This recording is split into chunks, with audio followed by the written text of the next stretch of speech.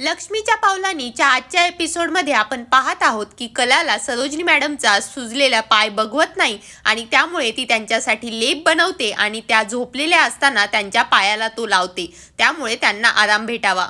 इकडे अद्वैत तिला शोधत असतो की ती कुठे आहे आणि जेव्हा ती लेप लावून बाहेर येते तेव्हा तिला तो पाहतो आणि म्हणतो की तू पण आता आराम कर, आईलाही आराम वाटेल। ती म्हणते की मला सगळा पसारा आवरू दे, पण तो तिला म्हणतो मी हे सगळं आवरेन, तू जाऊन आराम कर, कारण तू जर इथे थांबलीस तर ते आवरतच बसशील। कलाला शांतपणे झोपलेलं बघून अद्वैत म्हणतो की ही पण खूप दमलेली आहे आणि तिचे पाय चेपायला लागतो। ती झोपेत असते आणि झोपेतच ती त्याला एक जोरदार लाथ मारते आणि अद्वैत खाली जाऊन पडतो।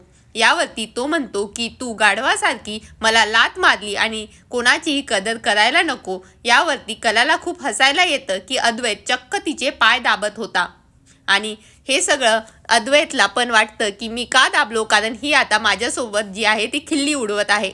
दोघेही थोडा वेळ गप्पा मारतात आणि दुसऱ्या दिवशी स्पर्धा असल्यामुळे दोघेही चडीचूप होऊन शांतपणे झोपायला जातात। कलाला खूप कौतुक वाटत असतं की अद्वैत आजकाल तिची खूप काळजी करत असतो।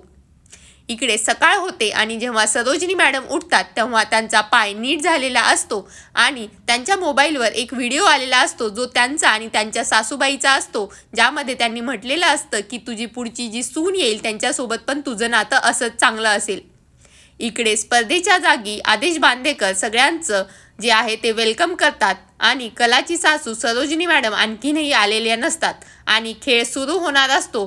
त्याच वेळी कला जाऊन आदेश बांदेकर यांना सांगणार असते की माझी जी सोबतची पार्टनर आहे ती आणखीनही आलेली नाहीये, पण तेवढ्यातच सरोजिनी मॅडम येतात आणि म्हणतात की मी आलेली आहे। त्यानंतर पुढचा एक खेळ असतो ज्याच्यामध्ये सगळेजण रिंगण टाकतात आणि त्यातनं सासू सुनांना बाहेर पडायचं असतं। जेव्हा कला आणि सरोजिनी मॅडम यांची टर्न येतो तेव्हा त्या नाटक करतात आणि जोरजोरात एकमेकींसोबत भांडायला लागतात आणि असं दाखवतात की त्यांचं खरंच भांडण होत आहे आणि त्यामुळे सगळ्याजण शांत होऊन त्यांची जी हाताची मुठी असते ती सैल झालेली असते आणि त्याचाच त्या दोघीही फायदा घेतात आणि एकमेकींचा हात हातात घेऊन तिथून बाहेर येतात आणि अद्वैतच्या गळ्यामध्ये माळ घालतात आणि अशा प्रकारे त्या राऊंड जिंकतात। सगळ्यांनाच खूप धक्का बसतो की त्या दोघी असं काही करतील असं कोणालाच वाटलेलं नसतं। इकडे जी आहे रोहिणी जी आहे ते आपल्या राहुलला म्हणजे मुलाला फोन करते आणि विचारते की जे पार्सल यायचं आहे ते आणखीन आलेलं नाहीये।